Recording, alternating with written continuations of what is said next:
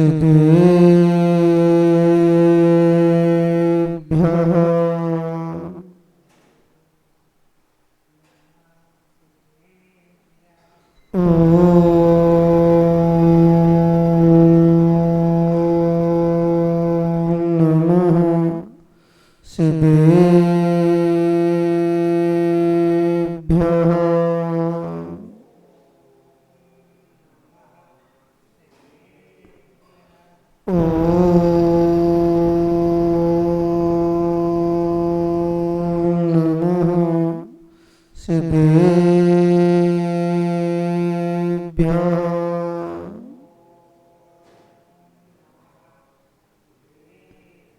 मिथ्या मत को जीत लिया है केवली प्रज्ञावान है। देखे माने गर्भ से पहले सोले स्वप्न महान है। वर्णन किया पिता जिस शत्रु सुत होगा गुणवान है। सारे जग में छाया आनंद अजितनाथ भगवान है। रमोरि हंताड़म रमो सिद्धाड़म रमो आयरियाड़म रमो वज्झायाड़म रमो लोहे सर्वे साहुड़म। बोलो अनंतानंद सत परमेश्वरी भगवान की। प्रथम तीर्थंकर आदिनाथ भगवान की। द्वितीय तीर्थंकर श्री अजितनाथ भगवान की। उपसर्ग विजेता चिंतामणि पारसनाथ भगवान की। अंतिम तीर्थेश वर्धमान स्वामी की। आचार्य कुंद कुंद स्वामी जी महाराज की। बाष्चल दिवाकर आचार्य श्री विमल सागर जी महाराज की। गणाचार्य श्री विराट सागर जी महाराज की। आचार्य श्री विशुद्ध सागर जी महाराज की। आचार्य श्री विनिश्चय सागर जी महाराज की। तीन कमनो कुड़मुनिराज की। अहिंसा परमो धर्म की। भव्य आत्मन इस संसार पर दृष्टि पड़ती है तो ऐसा प्रतीत होता है जिनने शुक्ल ध्यान रूपी जल से कर्म रूपी मल को इस आत्मा से धो दिया है। जिन्होंने निर्मल पवित्र अवस्था को प्राप्त कर लिया है वे जीव अनंत सुख का अनुभव कर रहे हैं। वो जो निरंतर कर्म मल से जिनकी आत्मा आच्छादित हो रही है, जो मलिन हो रहे हैं, इस संसार में परिभ्रमण कर रहे हैं, आचार्यों ने कहा वे जीव संसार के सुख और दुख का ही अनुभव कर रहे हैं। पर वे जीव पुरुषार्थ कर सकते हैं जो मलिन हो रहे हैं। कैसे हो रहे हैं? जिनकी आत्मा कर्म मल से लिप्त है वो निरंतर इस संसार के दुख और सुख को ही उठा रहे हैं। उस कर्म के उदय से, ज्ञानावरणी कर्म के उदय से, मोहिनी कर्म के उदय से वो निज स्वभाव को समझ नहीं पा रहे। इस संसार में सबसे बड़ा शत्रु कौन है? मिथ्यात्व सबसे बड़ा शत्रु। और जहां पर मिथ्यात्व होता है वस्तु का स्वरूप समझ में नहीं।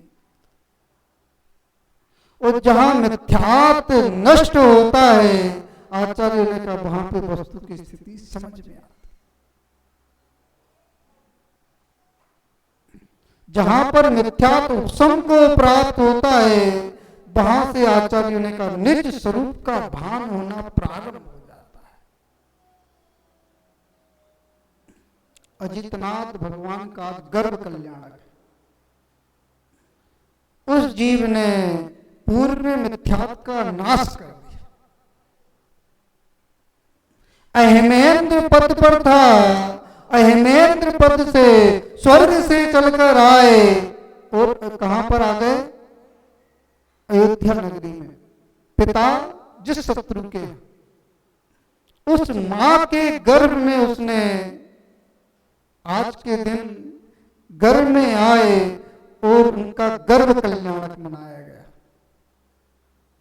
जो महान जीव होते हैं, तीर्थंकर प्रगति के बंधक जीव होते हैं, उनके कल्याणक मनाए जाते हैं। गर्भ कल्याणक मनाया जाता है, जन्म कल्याणक मनाया जाता है, तप कल्याणक मनाया जाता है, ज्ञान कल्याणक मनाया जाता है और मोक्ष कल्याणक मनाया। सामान्यतः मनुष्य पर्याय में वो जीव आता है तो उसका भी कुछ ना कुछ मना लेते।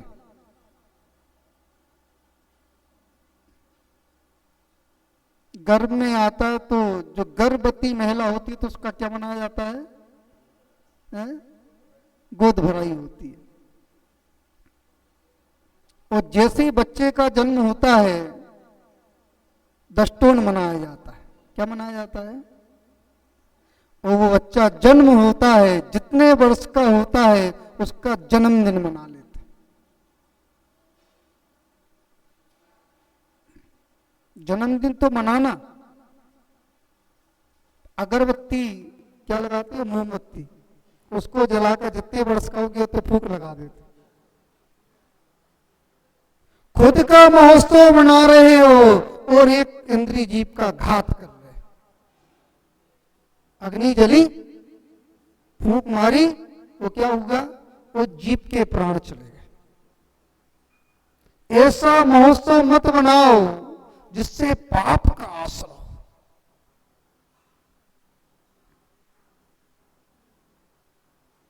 बर्थडे बना रहे हैं, क्या बना रहे हैं? केक कहां से ले आ रहे हो? कौन सा केक खा रहे हो? जिसमें मांस की पुट है।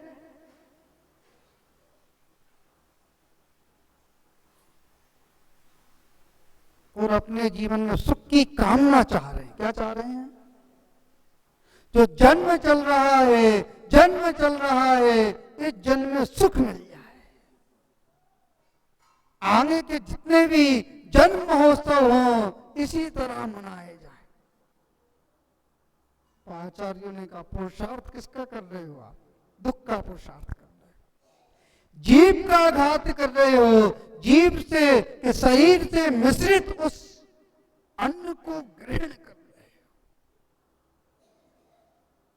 आगामी काल का बर्थडे अच्छा बनने वाला नहीं,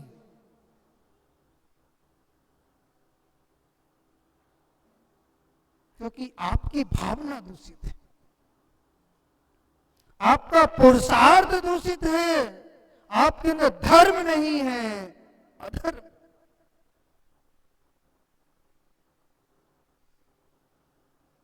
इसलिए नियम ले लेना, आज भगवान का गर्भ कल्याणक है। जन्मदिन तो मनाएंगे। उस बालक से यदि 8 वर्ष अंतर मुहूर्त से अधिक का हो गया है तो उसे भगवान का अभिषेक कराएंगे, गुरुओं को आहार दान देंगे, तीर्थ वंदना करेंगे, शास्त्र दान करेंगे, तो आपका जन्मदिन मनाना सार्थक है। और आपने पाप के महोत्सव मनाए। आप तो पटाखे भी फोड़ते लोग, क्या फोड़ते? कल एक घटना घट गई, फटाका फैक्ट्री में धमाका हो गया। बारूद तैयार कर रहे थे, दूसरे के मनोरंजन के लिए बारूद तैयार कर रहे थे। ऐसे पाप का आश्रय हुआ, ऐसे पाप का आश्रय हुआ।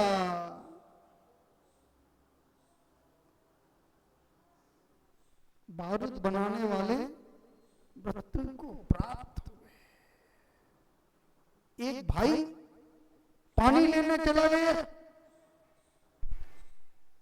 और एक भाई भोजन कर रहा था, जिसके तीव्र पाप कर्म का उदय था, वो उस बारूद के चपेट में आ गया। और जिसके कुछ सत्ता में पुण्य कर्म का उदय था, वो जीव बच गया। ये कर्म किसी को नहीं छोड़ता। जीव जैसा पुरुषार्थ करता है, जैसा पुरुषार्थ करता है, वैसा ही उसको पाप भोगना पड़ता है। आप कौन सा पुरुषार्थ कर रहे हो? पुण्य को बढ़ाने का पुरुषार्थ कर रहे हो कि पुण्य को घटाने का पुरुषार्थ?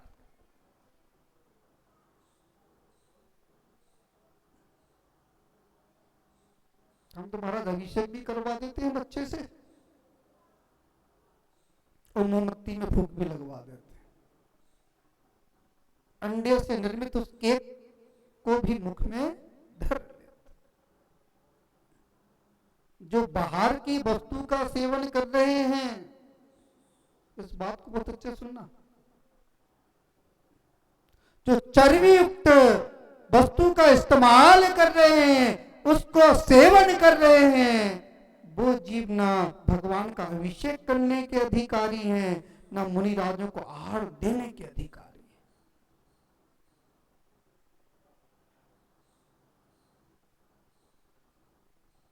वो कायदे से मंदिर में आने के अधिकारी नहीं है, जनवाणी का श्रवण करने के अधिकारी नहीं है, जिनके अंदर दया नहीं है। और जिनके अंदर दया है, श्रावक धर्म का पालन कर रहे हैं, वो ही पात्र है। नियम ले लेना, किसी वस्तु को ग्रहण करने से पहले उसका सर्च कर लेना, उसमें मांस निर्मित तो नहीं है।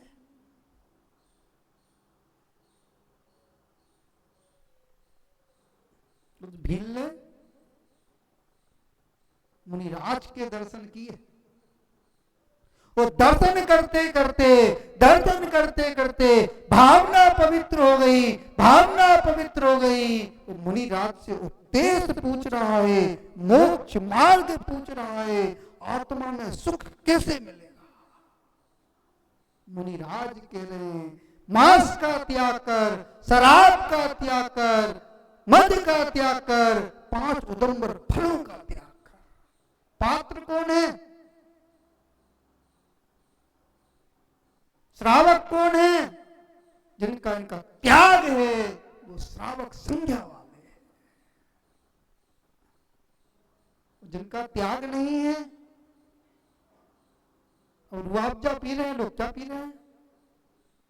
उसमें क्या मिला हुआ है? शहद मिला। आप शहद के त्यागी नहीं हो, आप ऐसे पदार्थ को पी रहे हो जिसमें शहद मिला हुआ है। अभी आप श्रावक नहीं हो, श्रावक बनने का मात्र ढोंग कर रहे हो।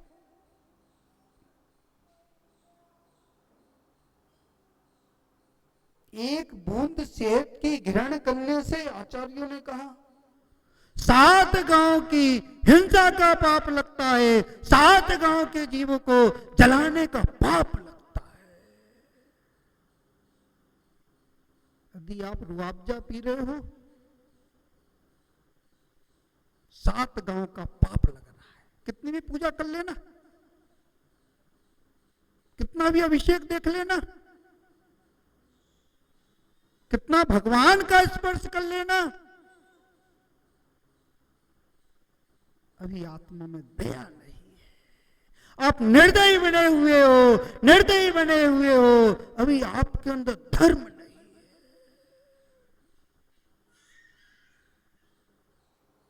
वो धर्म कहां से चालू होता है? दया से चालू होता है। दया गुण से ही धर्म की उत्पत्ति होती है। जिस प्रकार बीज से फल की उत्पत्ति होती है, इसी प्रकार दया से विशुद्ध धर्म की उत्पत्ति होती है। वह जीव मुनिराज को देख रहा था। किसको देख रहा था? श्रद्धा हो गई, ये संसार के दुख कैसे छूटे।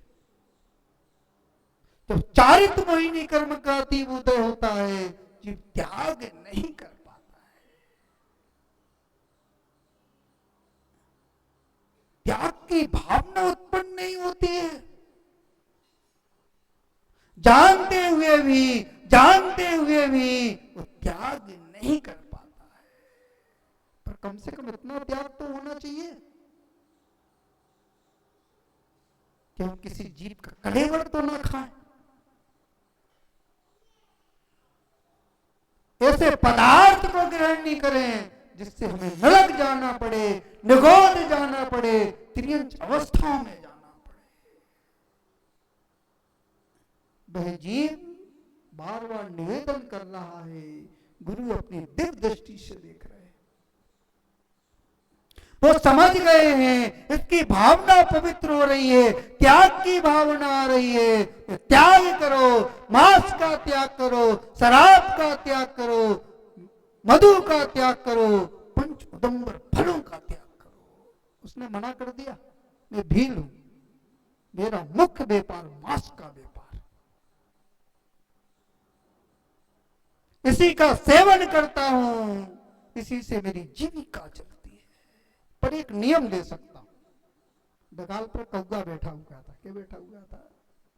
एक जीव का नियम ले सकता हूं, कौवे के मांस का त्याग करता हूं, तब तक प्राण रहेंगे, सांस चल रही है, मैं कौवे के मांस को ग्रहण नहीं करूंगा।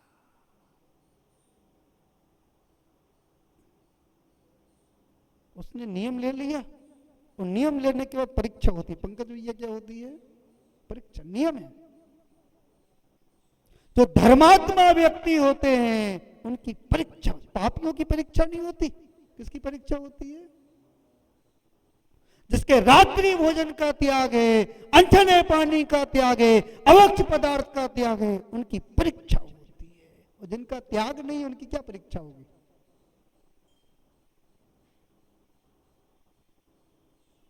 जिनके अंदर धर्म होता है, कर्म परीक्षा लेता है, जो परीक्षा में पास हो जाते हैं वो सिद्धालय को प्राप्त कर लेते हैं, और जो परीक्षा में फेल हो जाते हैं वो दुर्गतियों में परिभ्रमण करते हैं।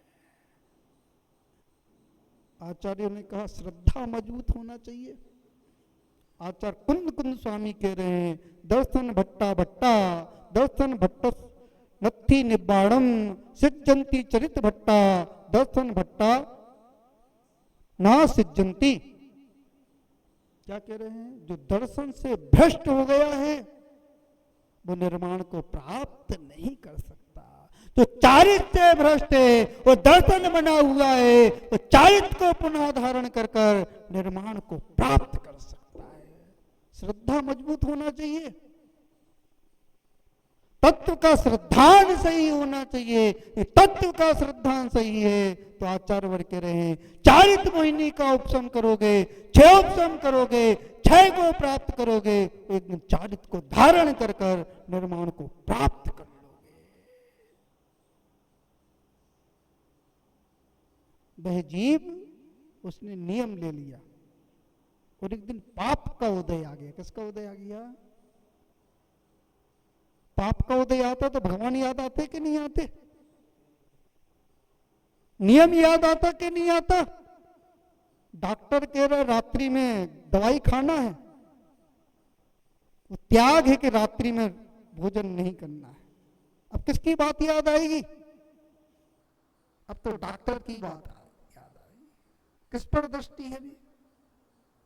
भी धर्म पर दृष्टि नहीं है, डॉक्टर पर, शरीर पर दृष्टि, आत्मा पर दृष्टि नहीं है। और जिसकी आत्मा पर दृष्टि होती है तो ऐसे पदार्थ का सेवन नहीं कर सकते जिससे उसका नियम टूट जाए। और जिसकी शरीर पर दृष्टि है, नियम टूट जाएगा, फिर से क्या कर लेंगे हम? फिर से शुद्धि कर लेंगे, प्रायश्चित ले लेंगे। जानबूझकर नियम तोड़ना महान पाप। प्रमाद के वशीभूत होकर नियम टूट रहा है, उसका प्रायश्चित होता है, तो जानबूझकर नियम तोड़ रहे हो तो आचार्यों ने कहा वो महान पाप है।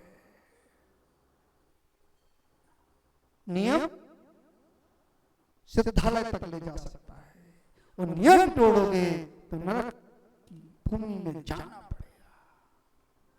उसने नियम ले लिया और एक दिन पेट में दर्द हुआ, और जैसे ही पेट में दर्द हुआ वेद बुलवाए गए। जो भीलों के वेद थे उस वेद को बुलवाया गया। वेद कह रहा है औषधि तो ये है, इसको कौवे के मांस में खाना है। किसमें खाना है? कौवे के। उसने मना कर दिया, चाहे प्राण चले जाए पर इस औषधि को ग्रहण नहीं कर सकता। अब गर्मी पड़ रही है, घर में क्या याद आता है? फ्रिज खोलोगे 48 घंटे का छना हुआ पानी उस बोतल में भरा हुआ, उस बोतल को मुंह से लगाओगे, पी लोगे।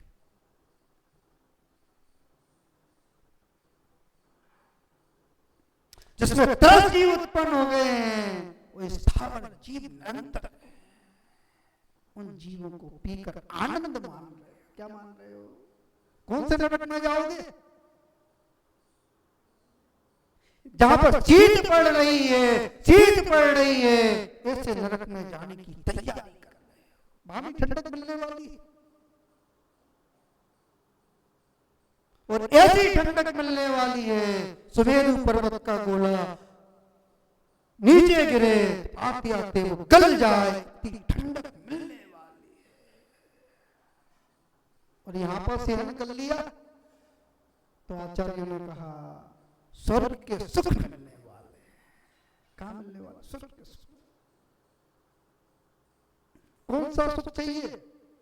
यदि यहाँ का सुख नजर आ रहा है तो आगामी काल में दुख मिलने वाला है।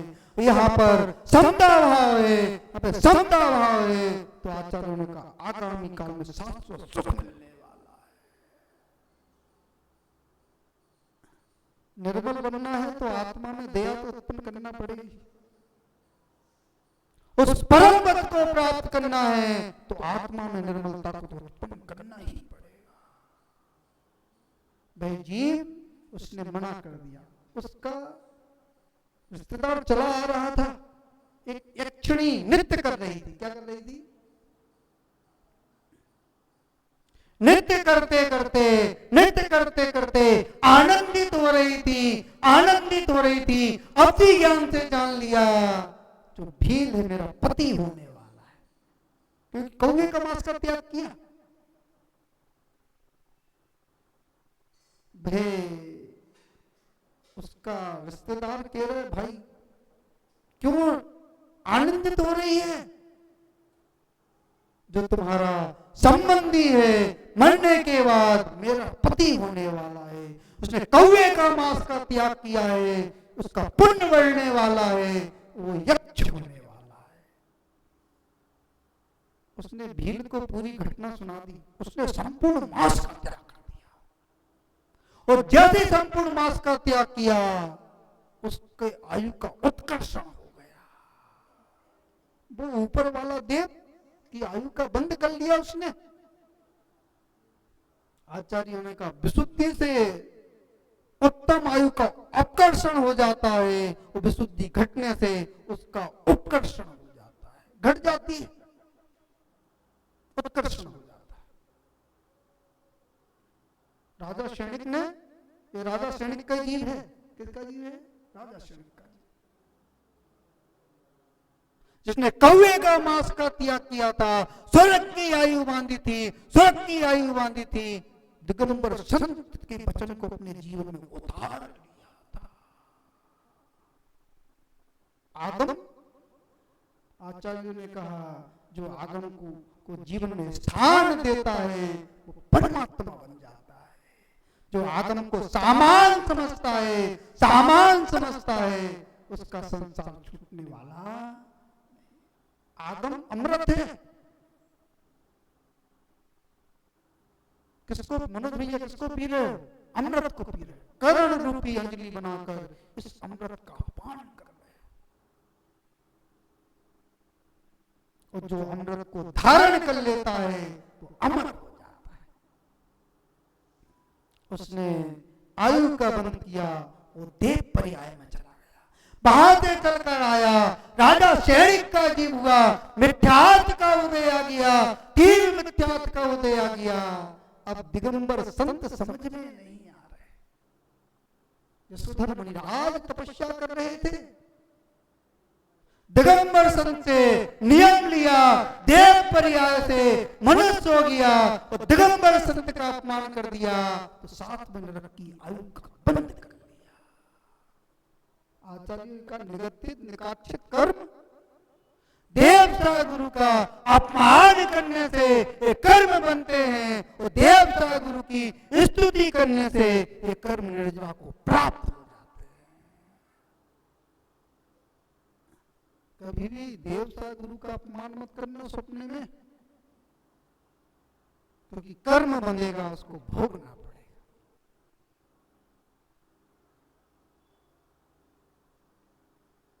समान दृष्टि होना चाहिए। जब समान दृष्टि होगी, रमो अरिहंताड़म, रमो सिद्धाड़म, रमो आयरियाड़म, रमो वज्जायाड़म, रमो लोहे सभ्य सौड़म नजर आएगा। वो समानता समझ में आ रही है, समानता समझ में आ रही है। अभी आपको महामंत्र पर श्रद्धा नहीं है।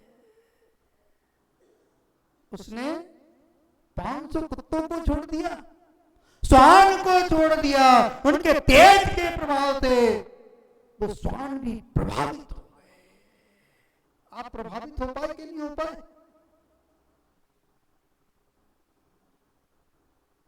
हम तो दिगंबर से प्रभावित थोड़ी होते।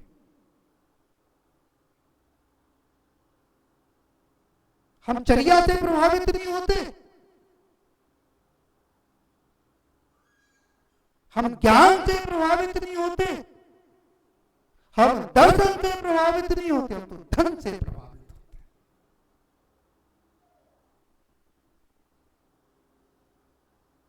हम तो संग से प्रभावित होते,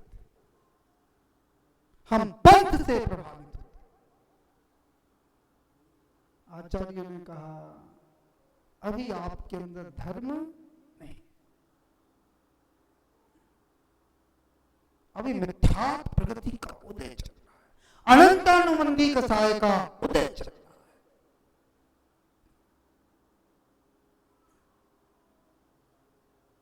है। इस संसार में शरण कितनी शरण है दिलीप भैया? कितनी शरण है? 4 शरण। अरिहंते शरणम, सिद्धे शरणम, साहू शरणम, केवली पड़तो धम्मम शरणम पपज्झामि। वो 4 शरण छूट जाएगी तो संसार घटने वाला, वो 4 शरण बनी रहेगी। 4 शरण नौका के समान है, नौका के समान है, इस संसार से तारने वाली है। राजा शैणिक ने अपमान कर दिया, मरा हुआ सर्प डाल दिया, और जैसा मरा हुआ सर्प डाला, कर्म प्रगति का बंद हुआ, कर्म प्रगति का बंद हुआ, नरक आयु का बंद हो गया। सामान्य आयु नहीं बंदी, 33 सागर की आयु का बंद हो गया। सागर सामान्य नहीं होता। वकील साहब सागर जानते कितना होता है? सागर जानते कितना होता है? 1 योजन लंबा गड्ढा खोदा जाए, 1 योजन चौड़ा गड्ढा खोदा जाए, 1 योजन गहरा गड्ढा खोदा जाए। 1 दिन से लेकर 7 दिन के मेमड़े का भोग भूमि के जीव का बाल लिया जाए, और ऐसा बाल लिया जाए जिसका दूसरा हिस्सा ना हो, अविभागी भाग उस हिस्से को, उस गड्ढे को उससे भरना है, और ऐसा भरना है चक्रवर्ती की सेना भी निकल जाए और उसमें सांस नहीं रहना चाहिए। क्या नहीं रहना चाहिए? वो 100 वर्ष में 1 बाल निकालना है। जितना उसको खाली होने में समय लगे, कोई बेवार पल है, वो असंख्यात बेवार पल का एक सागर होता है। चिंतन करना, कितनी आयु प्राप्त कर ली उसने, कितने दुखों को बांध लिया। पहले नरक की आयु कितनी है? जघन से 10,000 वर्ष, उत्कृष्ट से 1 सागर की। दूसरे नरक की आयु 3 सागर की, तीसरे नरक की 7 सागर की, चौथे नरक की 10 सागर की, पांचवें नरक की 17 सागर की है, छठवें नरक की 22 सागर की और सातवें नरक की 33 सागर की आयु।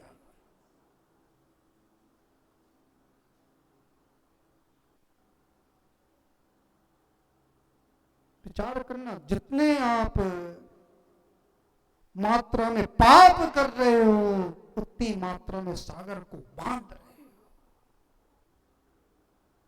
क्या चाहते हो, सुख चाहते हो कि दुख चाहते हो? घर का दुख तो यहां पर रो लेते हो, नरक का दुख कहां पर रोगे? कुछ लोग तो आंसू बहाने आते हैं भगवान के सामने। किस लिए आते हैं? आंसू बहाने। पूजन करने थोड़ी आ रहे, आंसू बहाने, संकलेश करने आ रहे हैं, पाप को बढ़ाने आ रहे हैं। पाप घटना चाहिए, वहां पर पाप बढ़ रहा है। उसने संकलेश से 7वें नरक की आयु का बंद कर लिया। वो पत्नी कैसी मिली? धर्मात्मा मिली। पत्नी कितनी प्रकार की होती? 2 प्रकार की। जो पति को धर्म के मार्ग पर लगा दे, पाप से बचा दे, वो धर्म पत्नी होती है। राजा सैनिक ने छल से शादी की थी। जैन बनकर चेलना रानी से शादी कर ली। चेलना रानी भी समझ गई मेरे साथ छल हुआ है। पुरुष ने राजा को कोसा, सैनिक को कोसा, उसने पूर्व उपार्जित कर्म को कोस लिया। ये सब कर्म का चक्कर है। किसका चक्कर है? उसने ठान लिया उसको पुनः जैन दर्शन में स्थापित करना है। वो राजा सैनिक कह रहा है तुम्हारे ढोंगी साधु कैसे हैं? मैंने सर्प डाल दिया था, 2 दिन बीत गए हैं, तो सर्प छोड़कर अन्यत्र विहार कर गए होंगे। चेलना रानी जब उसने सुना उसका मन दुखित हो गया। आपने महान पाप को बांध लिया, आपने गुरु का अपमान कर लिया, महान पाप को बांध लिया, उसको भोगना पड़ेगा। चेलना रानी कह रही थी दिगंबर साधु होंगे तो वहां से पलायन करने वाले। जैसे चेलना के साथ वह मुनिराज के पास पहुंचे, चेलना ने उपसर्ग दूर किया। उपसर्ग दूर होने के बाद जब उनके ध्यान मुद्रा खुली तो दोनों को समान आशीर्वाद दे दिया। साधु चाहे कोई अपकार करे चाहे उपकार करे, सबके प्रति समान दृष्टि होती है। यदि आप अपकार कर रहे हो, तिरस्कार कर रहे हो, तो आप पाप का बंद कर रहे हो, सम्मान कर रहे हो तो पुण्य का बंद कर रहे हो। उसकी आंखें खुल गई। जो मिथ्यादि कर्म था उपशम को प्राप्त होने लगा, उपशम को प्राप्त होने लगा। दिगंबर संत की महिमा समझ में आ गई। खम्मामी सब जीवाणाम सभ्य जीवा खमंतु में मृत्यु में सब भूतेषु बेर मध्यमना केणवी। अपकार करने के बाद उसको भी क्षमा कर दिया।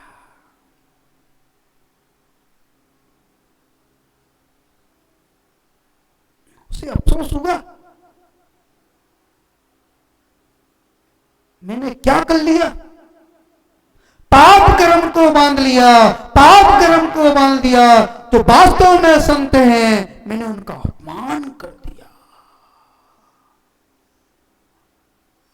आज अकेले में बैठना, कितने दिगंबर साधुओं का अपमान कर लिया आपने।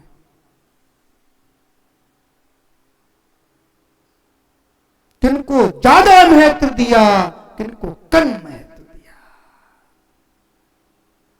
हमने तो दर्शन भी नहीं किए तो हम तो समझते हो मिथ्या दृष्टि साधु, हम सम्यक दृष्टि।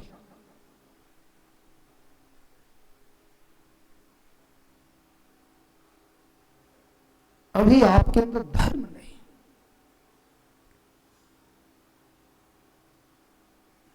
साधु के सम्यक दर्शन को मत देखो, अपने सम्यक दर्शन को देखो। हमारे अंदर कितनी श्रद्धा है, हमारे अंदर कैसा ज्ञान है, हमारे अंदर कैसा चारित्र्य है।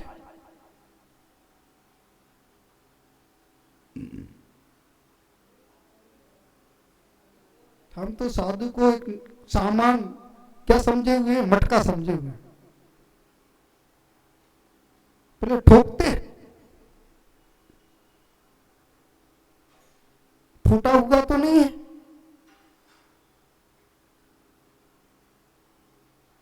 इनका सम्यक दर्शन फूटा हुआ तो नहीं है, इनका ज्ञान फूटा हुआ तो नहीं है, इनका चारित्र फूटा हुआ तो नहीं है।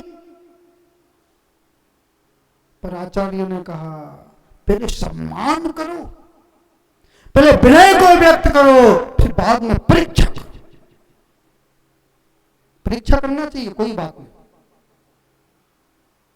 पर पहले श्रद्धा को प्रकट करो, विनय को प्रकट करो। यथा पूर्वक श्रद्धा को प्रकट करोगे तभी आप पात्र हो, उनकी परीक्षा करने के पात्र हो। हमने दर्शन ही नहीं किए, उनकी चर्या को नहीं देखा, उनके ज्ञान को नहीं देखा, उनके श्रद्धान को नहीं देखा, वो तो मिथ्या दृष्टि साधु है।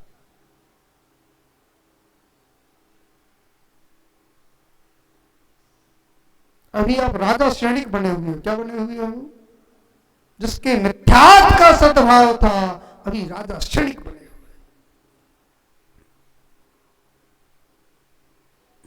वो परिवर्तन हो जाएगा, भाव का परिवर्तन हो जाएगा, श्रेणिक के भाव का परिवर्तन हुआ। भगवान के समोषण में गया, साक्षात तीर्थंकर भगवान के समोषण पर गया, दर्शन मोहिनी प्रगति का उसने क्षय कर दिया। केवली के पादमूल में आचार्य ने कहा दर्शन मोहिनी प्रगति का क्षय होता है, वो तीर्थंकर प्रगति का बंध जीव कर सकता है। पात्र होए, उपादान शक्ति जागृत हो जाए तो सहायक सम्यक दृष्टि भी हो सकता है। वो दर्शन विशुद्धि भावना के साथ तीर्थंकर प्रगति का बंध भी कर ले सकता है। उसने उस कर्म की निर्जरा कर दी। क्या कर दी? निर्जरा कर दी। और जैसी कर्म की निर्जरा हुई, आयु का भी अपकर्षण हो गया। क्या हो गया? तो 7 सागर 33 सागर की आयु थी, वो घटकर 84,000 वर्ष की शेष बची। तीर्थंकर प्रगति का बंध कर लिया। ये कर्म तीर्थंकर प्रगति के बंधक को भी छोड़ता नहीं। छाया सम्यक दृष्टि जीव को भी ये कर्म छोड़ता नहीं। उन्हें भी नरक जाना पड़ा। कहां जाना पड़ा? नरक जाना पड़ा। दीपक भैया नियम ले लेना, कोई भी साधु आए, हम सबसे पहले विनय को प्रकट करेंगे, अपनी भक्ति को प्रकट करेंगे, अपने समर्पण को प्रकट करेंगे। मनोज अध्यक्ष, समाज अध्यक्ष, समाज के अध्यक्ष मंत्रियों का दायित्व है, कोई भी नगर में साधु आते हैं सम्मान के साथ प्रवेश करवाना चाहिए। क्योंकि आपको समाज ने चुना है। यदि मुखिया सही है तो समाज समर्पित रहेगी। मनोज भैया प्रतिज्ञा ले लेना आज। कोई भी संत है, छोटे बड़े को मत देखो, उनके दीक्षा काल को मत देखो, उनके ज्ञान को मत देखो, उनके रत्नात्रय को देखो, माठ पिछी कमंडल को देखो। जो रत्नात्रयधारी नगर में प्रवेश कर रहे हैं, सम्मान के साथ प्रवेश करवाना चाहिए। उनमें ही कुंद कुंद स्वामी को देखो, उनमें ही आचार्य विद्यासागर जी को देखो, आचार्य ब्राह्म सागर जी को देखो, आचार्य विशुद्ध सागर जी को देखो, आचार्य विनिश्चय सागर जी को देखो। तभी आपके अंदर नमो लोहे सभ्य सावन का मंत्र जागृत होने वाला है। वो छोटा बड़ा देख लिया। तुम जिन घड़ियों में पुण्य का संचय कर सकते थे, उन घड़ियों में पाप का संचय कर रहे हो। जिन घड़ियों में विनय को प्रकट कर सकते थे, उन घड़ियों में आप विनय को प्रकट कर रहे हो। आज गर्व कल्याणक है, गर्व कल्याणक है, जितना भगवान का गर्व कल्याणक है। आज के दिन प्रतिज्ञा कर लो, उस गर्व को धारण कर लो जिस प्रकार माता ने गर्भ को धारण किया था, तीर्थंकर प्रगति के बंधक जीव को धारण किया था, इसी प्रकार आप श्रद्धा भक्ति को धारण कर लो, इस आत्मा में धारण कर लो, तभी आपका गर्भ महोत्सव मनाना सार्थक हो जाएगा। राजा शैणिक ने मांस का पूर्व भाव में मांस का त्याग किया था, तो राजा शैणिक हो गया। इस भाव में मुनि का अपमान किया था, तो नरक आयु का बंध किया। फिर प्रभु के प्रति भक्ति की, उस आयु कर्म का अपकर्षण कर लिया, तीर्थंकर प्रगति का बंध किया, छायक सम्यक दर्शन को प्राप्त किया। आगामी काल में इस भरत क्षेत्र के प्रथम तीर्थंकर होंगे। कौन होंगे? पद्म नाम के प्रथम तीर्थंकर नरक से निकलेंगे और उनके गर्भ कल्याणक मनाया जाएगा, जन्म कल्याणक मनाया जाएगा, तप कल्याणक मनाया जाएगा, ज्ञान कल्याणक मनाया जाएगा, मोक्ष कल्याणक मनाया जाएगा। जो प्रभु की भक्ति करते हैं, जो गुरु की भक्ति करते हैं, जो शास्त्र की भक्ति करते हैं, वस्तु स्वभाव दम्भो, जैसा वस्तु का स्वरूप है उसको वैसा ग्रहण करते हैं। तो आचार्यों ने कहा, एक दिन वो दर्शन मोहिनी कर्म का क्षय करते हैं, चारित मोहिनी कर्म का क्षय करते हैं, ज्ञानावर्णीय दर्शनावर्णीय अंतराय कर्म का जैसे क्षय करते हैं। आचार्यों ने कहा ये आत्मा निर्मल हो जाती है, और जहाँ पर निर्मलता आती है, आचार्यों ने कहा वहाँ पर केवल ज्ञान होता है। जब केवल ज्ञान होता है वो पर्याय श्रेष्ठ होती है, कल्याणकारी होती है, वही पर्याय हितकारी होती है। ओम नमः सिद्धेभ्यः।